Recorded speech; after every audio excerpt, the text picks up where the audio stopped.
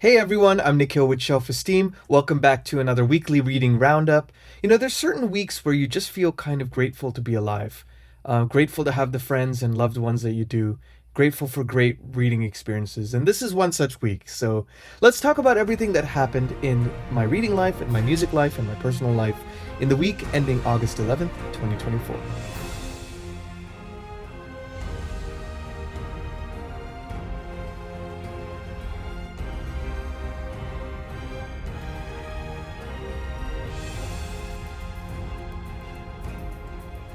Hey everybody, welcome back to the channel. Again, I'm Nikhil with Shelf-Esteem. I'm a music composer for film, television, and gaming, specializing in book adaptations, most recently on The Wheel of Time Season 2, His Dark Materials Season 3, and the official Brent Weeks companion album for his series Lightbringer that he released last year. So I wanted to take a little bit of time to just kind of talk about what was a very special week in a lot of respects. I was kind of busy wrapping up some work projects, some music projects in preparation for a couple of trips I'm going to be taking. I'm going to Vancouver to celebrate my 40th birthday a little early with some college friends. And then I'll be going on a cruise with my wife, Linda. We're going to be going on an 11-day cruise to Alaska. So plenty of reading time to be had. And I'm really excited about that because, I'm sitting in my studio here. And although it's really a creative space and a very inspiring space, I got like a nice bookshelf back there and a reading chair and everything. It's just nice to get out of a room with blackout curtains and kind of get out into nature. And the 24-hour buffets definitely will be kind of a nice little addition to that. But let's talk a little bit about the books I read and kind of what I'm planning on reading as I go on this vacation. And also, rest assured, I'm going to be keeping the content flowing so that, I can have some posts scheduled, video scheduled during the time I'm away. I just won't be able to necessarily jump in the chat with you all this time. It might be a little delayed in me getting back on responses and just kind of getting some, Wi-Fi on board and things like that. So I'm going to try to figure that out. But rest assured, there will be some videos coming out while I'm gone. But so I guess just moving right along, let's get into the books that I read this week. So there was a couple different ones I was kind of playing around with, reading a little bits and pieces here and there. The first book that I read was, pulling it up here so you could see, I had been hearing about Janny Wirtz for the longest time. She has a 11-book series called The Wars of Light and Shadow. I had seen a lot of videos on Joanna Reed's and Dr. Philip Chase's videos. They've talked very highly of Janny Wirtz and her work and stuff like that. And I wanted to start her work, but I didn't want to necessarily start an 11-book series because, as anyone from friend of the channel would know, I'm kind of in the middle of a lot of series right now, and I don't want to further muddy the waters there. So I found the standalone of hers, and actually Joanna Reed's had mentioned. Joanna from Joanna Reed's had mentioned that this is a really good starting point, and that is To Ride Hell's Chasm. Now, I got this book on Amazon. It's kind of harder to find copies of these, so I was really grateful to get this particular paperback here. And I would liken it to, if you're not familiar with Janny Wirtz's work, it's very rich in the prose. It's almost like, a meal that's very tasty, very high quality ingredients are used, but it's very rich. So you want to take it in small chunks, you want to chew that food, you want to relish every bite. And you don't want to try to rush things. So I've read about maybe a third or 40% of this book over this last week or so, which is actually kind of a lot, given that it's pretty extensive and it is the prose is very dense in that way, but it is a contained story. Princess goes missing and people have to try to find her, and it's like, was she kidnapped? Did she run away? What happened? And there's a lot of slow development in the characters, and I really like that, actually. There's dealings with like prejudices and what that actually means in the context of a fantasy world and how human those prejudices really are. So I've been really enjoying this book so far. I'm so glad that I'm starting with To Ride Hell's Chasm because, again, like, you want to start with a contained, maybe standalone, just to get into her work and see, like, is this author right for you? And I can already tell once I'm done with this, I don't know when this is going to happen, but I'm definitely going to pick up the rest of Janny Wirtz's works, and I'm probably going to start Wars of Light and Shadow maybe next year or something. So stay tuned for that. And, I was thinking it could be kind of fun to maybe do a read-along on the channel or something. So I don't know if you all would be up for that, but let me know in the comments if you are, because, I want to figure out ways of fostering more of a community and maybe trying a read-along on a series that a lot of people haven't read yet. Because otherwise I could go with the usual suspects, but the chances are that a lot of people have read those already. So let me know if that's something of interest to you in the comments, and we can kind of proceed from there. But that was the first book I read. Now, the second book I've been reading is actually a buddy read along alongside two wonderful booktubers who I'm linking down below. And that is John from Disquiet and Dragons, who's become a dear friend of the channel and dear friend of mine. And we'd done a live stream discussion and we'd read Cujo together last month. So we're kind of continuing the tradition, or maybe it was the month before. That's right. Yeah, I'm getting all my months screwed up. But it was in June, and then we read Royal Assassin, which is book 2 of the Realm of the Elderlings together. So now we are reading book 3, Assassin's Quest, alongside Ellie, a wonderful booktuber from Bibbidi Bobbidi Books. And this is what the book looks like. So it's a pretty dense, read. It's 830 something pages or so. And it's just walls of text, And again, Robin Hobb is one of those writers where you want to chew that food and you want to read a couple chapters maybe a day at most, at least for my personal reading speed and kind of how I like to digest her works. And the character development in this is second to none to me. Like, I love the first two books. I thought personally, I know people have varying kind of degrees of how they feel about each of the books in the Farseer trilogy. Some people love the beginning the most. Some people love the final book the most, and or least. And so it's interesting to see how people's opinions diverge.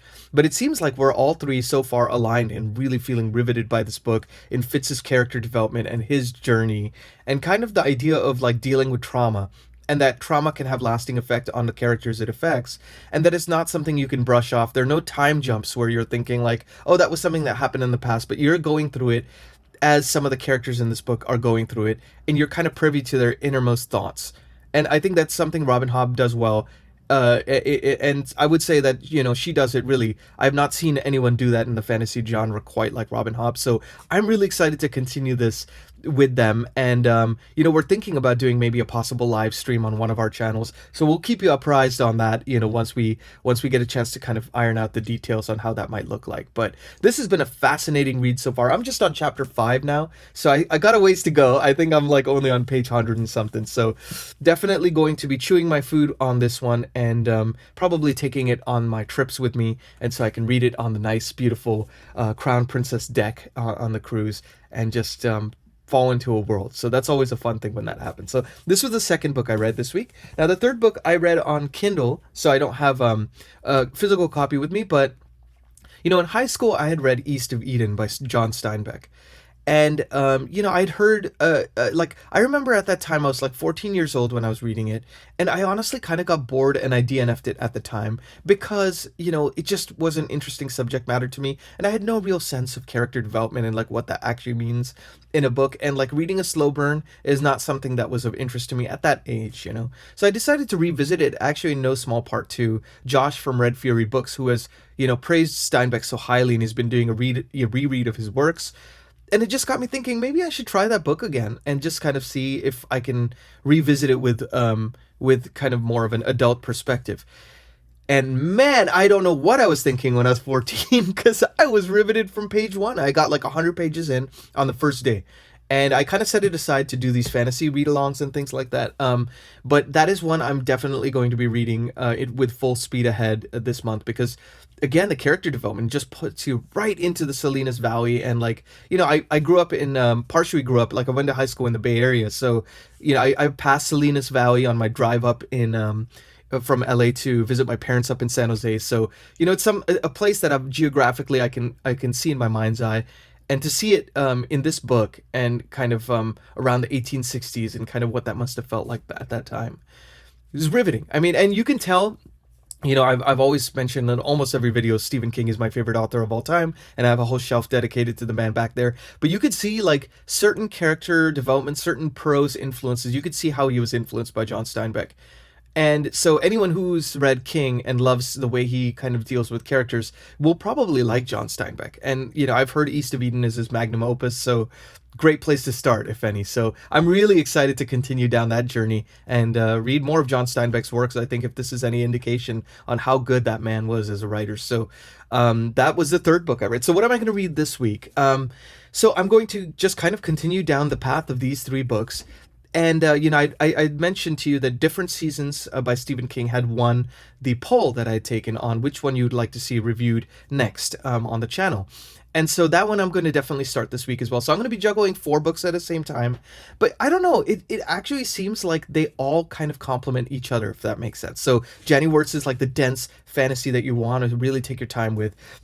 The Assassin's Quest is kind of dense fantasy as well, but it feels different in the writing style, and it's somehow easier to read, I think. And I'm kind of able to get through it fast, and then it's a read along, so it's a different experience entirely. Then John Steinbeck is a kind of a good way to juxtaposition against those, as is Stephen King. So it's kind of a nice, like, character focused reading month. So I'm really excited to kind of read all 4 of those books and kind of get more reviews up for on the channel as well, because that's one thing, that I want to do. I know people say reviews get less engagement sometimes, but I think it's just fun. A lot of the books that I've grown to read, from following booktube channels have been in no small part due to those reviews. So I want to pay it forward and kind of have more of those for you all. So definitely expect those coming on the channel. So what is that? That kind of leads to what is going to happen on the channel this coming week. So I'm definitely want to get a review up of Elevation, which was the Stephen King book I read last month. I've been kind of, that's the one author where I think everything I read of his, I would like to put a dedicated review to, because I think a lot of fans of Stephen King have subscribed to this channel. And I think like even one of the videos alone on my top 10 Stephen King reads, which I'm linking up here, was, gained the channel 100 subscribers. So very, very many Stephen King fans, and I'm grateful to have you all here. And I figured that would be a good way to do a dedicated review of that book. Also because it's kind of lesser known and it is underrated in my opinion. I think it doesn't get the love it deserves. And it's not mind-blowing, but it was definitely a good read and a fun read. So, and it's one you could honestly read in one sitting because it's only like 150 pages. So that's that. So that's going to be what's coming up next on the channel.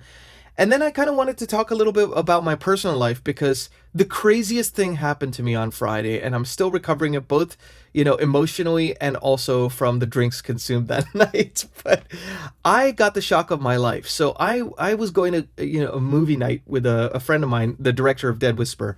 And so my wife and I went over to their place, and I get to their little clubhouse area where we were going to watch the movie.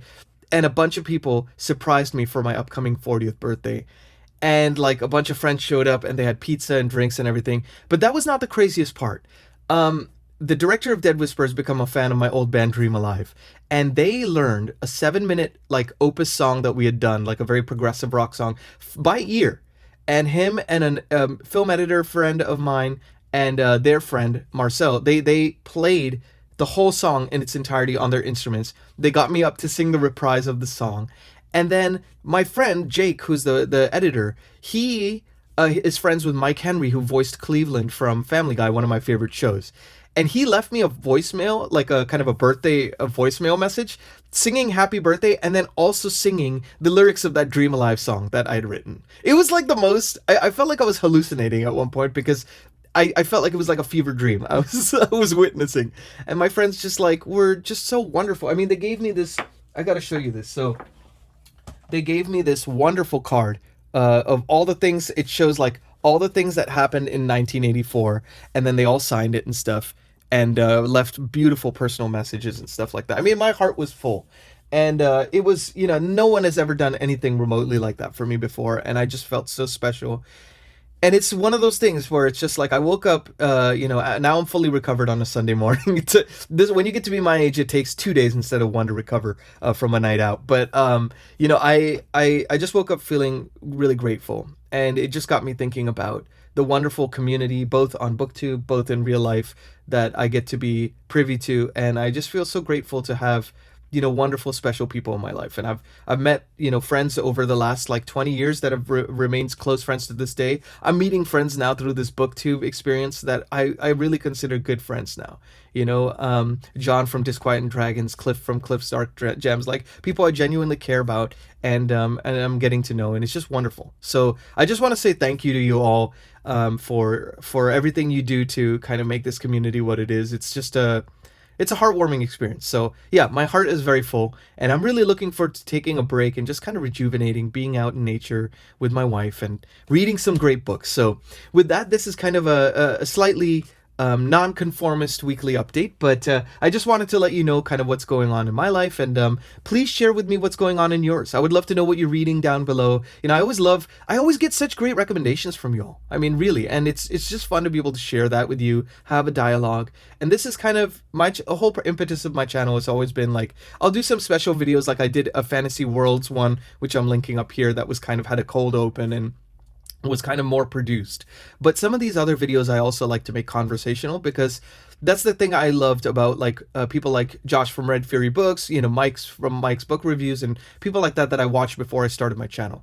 And they always kind of made it feel like, hey, having a coffee with a good friend and talking about the books that we love, or the books that should be more widely known. So, you know, I just kind of want to bring my own flavor to that, to Booktube. And so I'm just really grateful for you all for being here. And let me know in the comments kind of how your week went and everything. And that's me, Nick Hill, with Shelf-Esteem, signing off. Please be good to yourselves. Please be good to each other. I'll try to get another video up before I leave so I can actually converse with you. And then there'll be more videos coming. So expect some new ones this coming week. And until then, I will see you soon. Take care.